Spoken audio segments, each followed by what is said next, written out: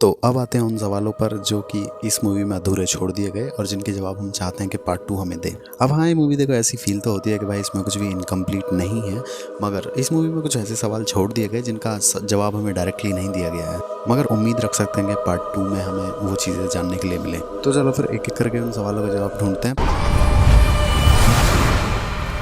वो देव वही सोचा वरना हंसता रह जाए।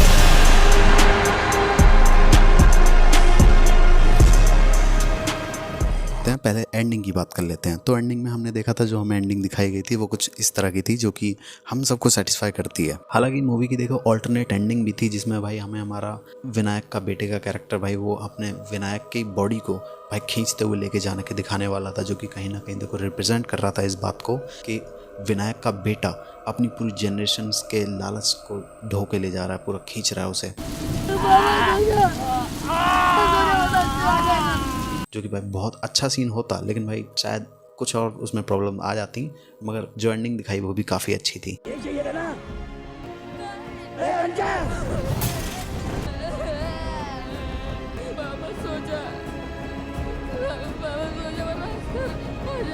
और देखो इस मूवी की कहानी में भाई सबसे ज़्यादा इंटरेस्टिंग चीज़ तो ये है कि भाई इस मूवी का जो मेन नेगेटिव कैरेक्टर है, हमारा एंटागोनिस्ट है यानी कि हस्तर, वो भाई ख़त्म ही नहीं हुआ है। वो अभी भी देवी की कोख में आके अगर कोई भी आटे की गुड़िया लेकर जाता है तो वो बिल्कुल आएगा। बेशक हमें इस मूवी की देखो कहानी के एंड में देखने के लिए मिला है कि हमारा पांडुरंगा का कैरेक्टर जो है विनायक का बेटा, वो भाई आसानी से कोख से बाहर निकल गया, लेकिन भाई हस्तर देव है वहाँ का, वो भाई मर नहीं सकता।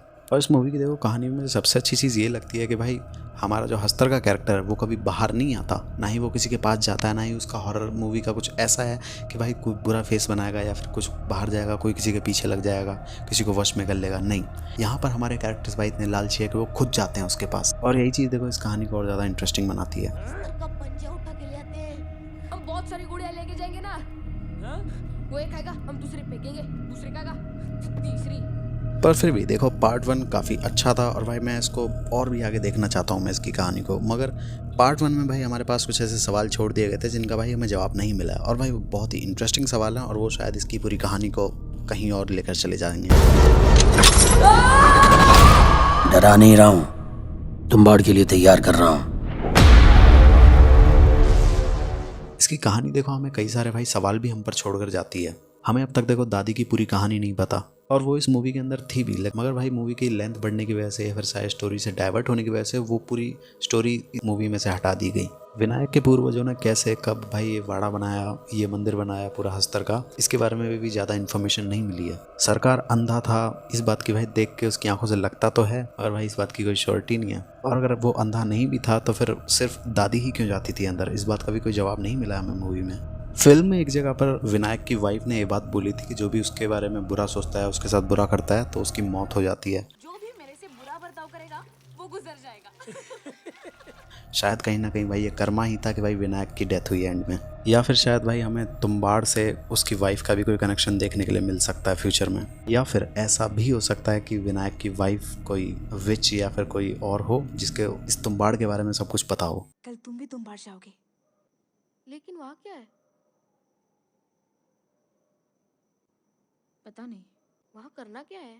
अब तो तुम जान ही जाओगे ना, फिर तुम ही मुझे बताना। बता दो क्या था वहाँ।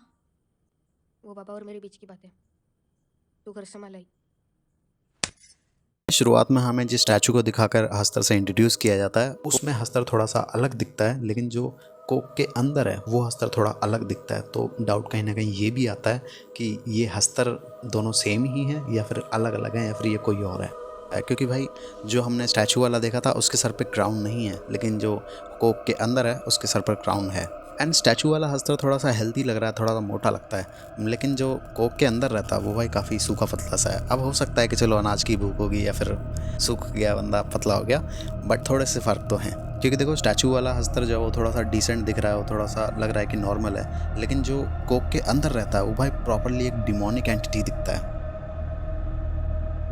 और जब मूवी की शुरुआत में भाई हमारे विनायक के छोटे भाई की डेथ होती है तो वहाँ पर जो हमारी विनायक की माँ है वो भाई देखने के लिए मिलती हैं कि वो अपने बेटे की डेथ के बाद भी भाई वहाँ से वाड़ा जाती हैं, मगर क्यों इसके बारे में हमें कुछ नहीं बताया गया। उनका बेटा वहीं बैलगाड़ी के अंदर ही मर जाता है, लेकिन वो वहाँ से डॉक्टर के पास ना जाकर वाड़ा जाती हैं और वहाँ से फिर वो अकेले वापस आती हैं, जिसके बाद उनके फेस पर एक कट का मार्क था, उनके कपड़े कुछ फटे हुए थे और उनके हाथ में वो मुद्रा थी जो उन्होंने उस सीन में विनायक को दी थी। मगर भाई ऐसा उन्होंने किया क्या? वो कोक के अंदर गई थी या उनकी किसी से लड़ाई हुई थी या फिर वो जो मुद्रा हमें स्टार्टिंग में दिखाई गई थी मूर्ति के अंदर वो वही मुद्रा चुराने के लिए गई थी? तो इस बात का देखो हमें कोई जवाब तो नहीं दिया गया है, मगर पता नहीं भाई इसके बारे में क्या सीन है इसका। मगर ये बहुत ज़्यादा इंटरेस्टिंग चीज़ है कि भाई आखिर विनायक की माँ अपने बेटे सदाशिव के मरने के बाद तुम्बाड़ के अंदर क्यों गई? अभी भी वेद के पास जाना है या शमशान ले चलूं? वाड़ा ले चल। शायद कहीं ना कहीं वो अपने बेटे को जिंदा करना चाहती हूँ हस्तर के थ्रू, और शायद उन्होंने ऐसा कुछ करने की कोशिश भी की हो, या फिर जो अभी देवी की कोख के अंदर रह रहा है हस्तर के रूप में वो शायद कहीं ना कहीं सदाशिव ही निकले। तो देखो थ्योरीज तो बहुत ज़्यादा बनाई जा सकती हैं यार, लेकिन वेट करना पड़ेगा हमें पार्ट 2 और पार्ट 3 का। और पार्ट 2 तो भाई इसका आने वाला जो कि इस मूवी का प्रीक्वल होगा। और इस मूवी की कहानी में देखो भाई बहुत सारी पॉसिबिलिटी हैं, इसको बहुत अच्छा बनाया जा सकता है। बाकी चलो देखते हैं इस मूवी के बारे में हमें आगे क्या अपडेट मिलती है तो हम ज़रूर कवर करेंगे। और से रिलेटेड और भी इन्फॉर्मेशन के लिए तुम मेरी लास्ट वीडियो चेक कर सकते हो जिसमें मैंने इस मूवी का कैसे बनी है, कितने साल लगे, उस पूरी डिटेल के बारे में बताया है। और तुम ऐसी किसी मूवी का एनालिसिस चाहते हो तो मुझे कमेंट्स में ज़रूर बताना। और अगर मेरी ये वीडियो पसंद आए तो वीडियो को लाइक कर दो, शेयर कर दो। ऐसी वीडियोस के लिए चैनल को सब्सक्राइब कर लो। और मुझसे देखो डायरेक्ट बात करना चाहते हो तो वह इंस्टाग्राम पर फॉलो कर लो। चलो फिर मिलते हैं नेक्स्ट वीडियो में। द बॉलीवुड की तरफ से मैं हूँ Aryan. Bye.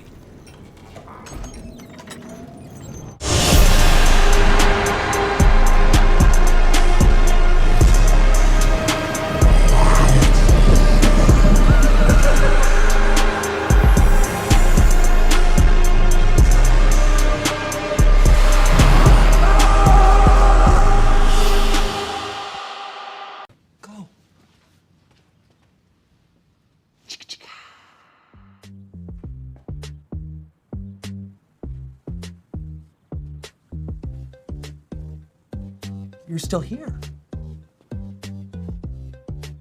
It's over. Go home.